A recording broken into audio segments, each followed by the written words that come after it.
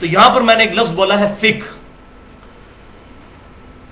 ہمارے بعض کم ان لوگ سمجھتے ہیں کہ فقہ جو ہے یہ کوئی اسلام کی دشمن چیز ہے. تو ایسی بات نہیں ہے. فقہ اور تقلید میں فرق ہے.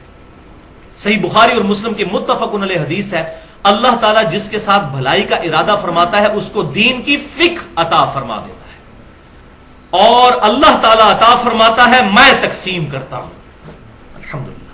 یہ جو آخری حصہ جو ہے ہمارے بریلوی مطلب فکر کے لوگ جو ہے وہ پکڑ کے کہ اللہ دیتا ہے اور میں تقسیم کرتا ہوں، وہ پورا کنٹیکسٹ ہی اس کو آؤٹ آف کنٹیکسٹ کر دیتے ہیں. یہ دین کے بارے میں، اور دین ظاہر ہے آپ نے سکھایا صلی اللہ علیہ وسلم، آپ کی ہی وجہ سے دین پھیلا ہے. تو اس پر امام بخاری نے بھی باب باندھا ہے کہ اللہ تعالیٰ جس کے ساتھ بھلائی کا ارادہ فرماتا ہے اس کو دین کی فقہ عطا فرما دیتا ہے. فقہ کی اپروپریٹ ٹرانسلیشن ہے ٹرو انڈرسٹینڈنگ انگلش میں، اور اردو میں کہہ سکتے ہیں سمجھ بوجھ، صحیح چیزوں کی سمجھ بوجھ، اس کو کہتے ہیں فقہ. اور تقلید وہ تو کہتے ہیں پنجابی میں ٹرانسلیشن اس کی صحیح ہو سکتی لائی لگ، بغیر دلیل کے کسی کی بات ماننا.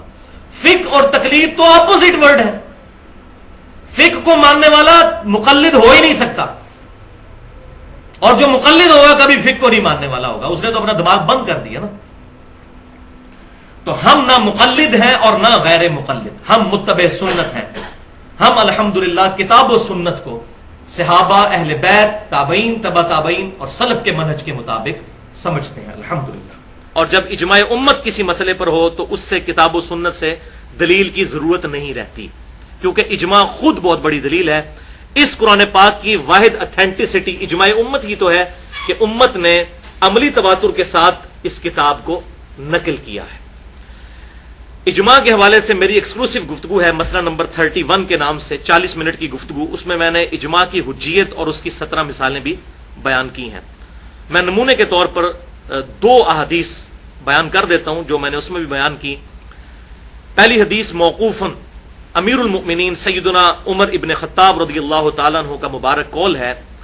المصنف ابن ابی شیبہ میں انٹرنیشنل نمبرنگ کے مطابق کتاب البیوع چیپٹر میں 22,990 انہوں نے کوفے کے قاضی شریح کو خط لکھا کہ جب بھی تجھے کوئی مسئلہ آئے تو سب سے پہلے کتاب اللہ میں اسے تلاش کر، اگر کتاب اللہ میں نہ پائے تو پھر سنت رسول صلی اللہ علیہ وسلم میں اسے تلاش کر، اگر سنت میں بھی نہ پائے تو پھر امت کے اجماع میں دیکھو کہ امت کس چیز کو ایکسپٹ کیے ہوئے ہے، اور اگر اجماع میں بھی نہ پاؤ تو پھر تم اجتہاد کر سکتے ہو، اور اگر نہ کرو تو تب بھی درست ہے اجتہاد.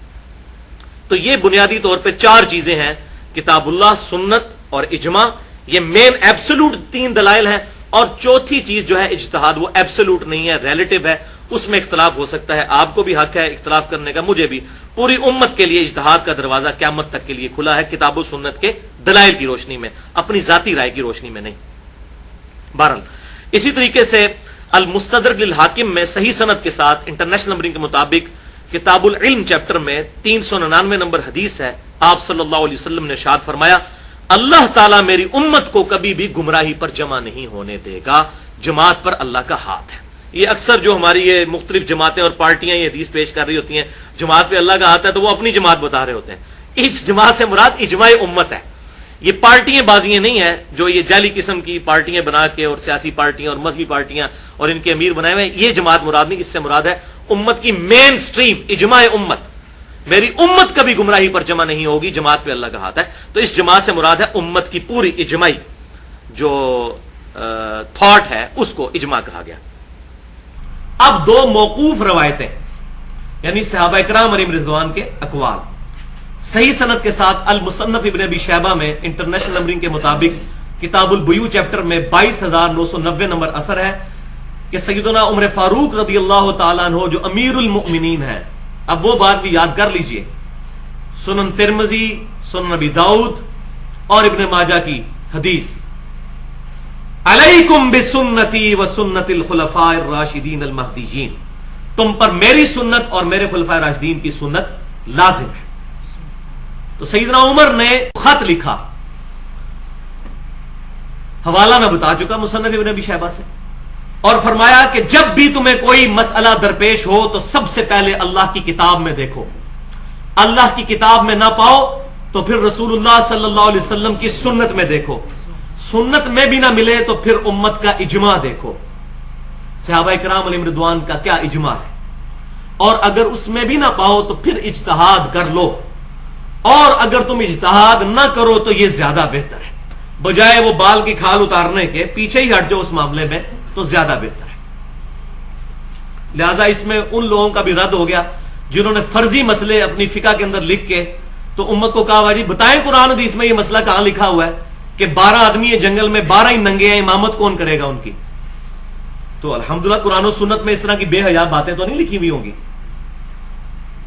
سنن دارمی کے مقدمے میں عبداللہ بن مسعود رضی اللہ تعالیٰ عنہ کی صحیح سند سے اثر موجود ہے کہ وہ ناپسند فرماتے تھے کہ کوئی بندہ تھیوریٹیکل مسئلہ پوچھے کہ بتائیں اگر یہ ہو جائے تو کیا، وہ کہتے ہیں کہاں ہوا تب مسئلہ، اور جب ہوگا ہر بندے نے اپنا اجتہاد خود کرنا ہوگا۔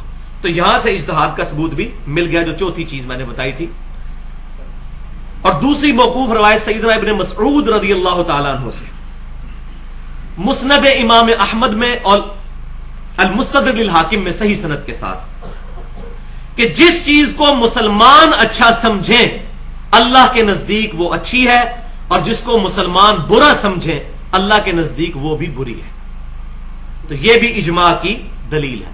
اب اس سے یہ نہ سمجھیے گا کہ چند ایک مسلمان مل کے کوئی بدعت شروع کر دیں اور کہیں جی ہم اس کو اچھا سمجھ رہے ہیں تو وہ دین کا حصہ ہو جائے گی۔ اجماع جب تک نہیں ہوگا، اگر اہل حق مخالفت کریں گے کتاب و سنت کے دلائل پر تو وہ بدعت ہی ہوگی، اجماع نہیں ہوگا۔